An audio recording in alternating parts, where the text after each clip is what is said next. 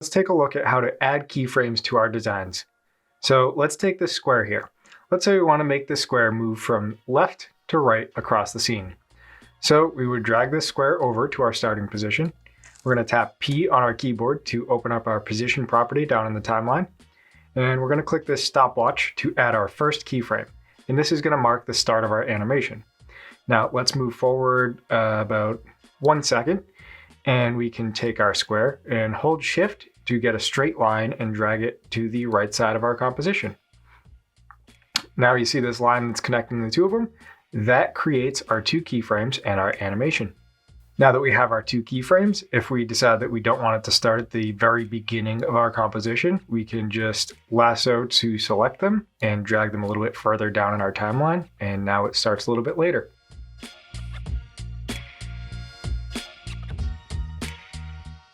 Now we're going to take a closer look at the types of keyframes that we can create within After Effects.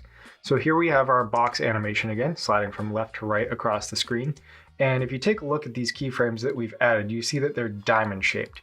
And these represent linear keyframes within After Effects and many other motion graphic softwares. To help you remember that these are linear keyframes, if you look at the sides, they are straight lines, and that is the exact type of animation that you get with these keyframes. A straight line constant value from one to the next. You can also tell that these are linear keyframes by looking at the path created in your composition window. Let's hide our guides for now.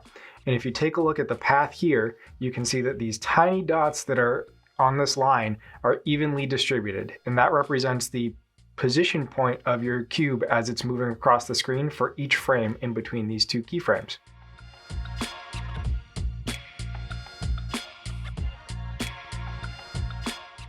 There are other types of keyframes we can use to animate in After Effects as well.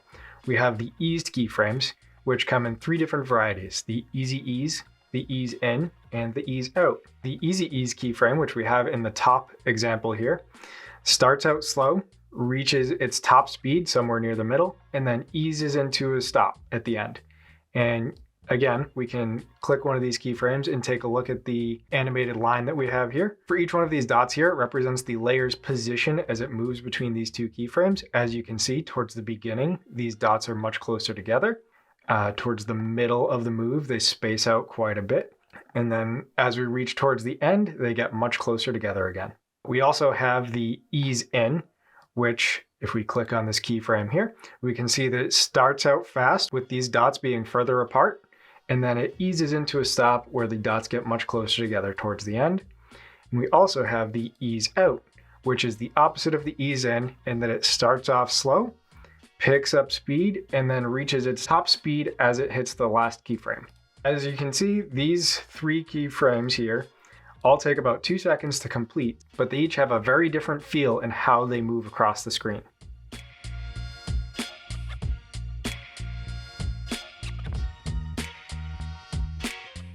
We can take these eases to the extreme by going into our graph editor as well. So if we select our 2 keyframes for easy ease, and we tap our graph editor icon, we can see that we have a really harsh S-curve here.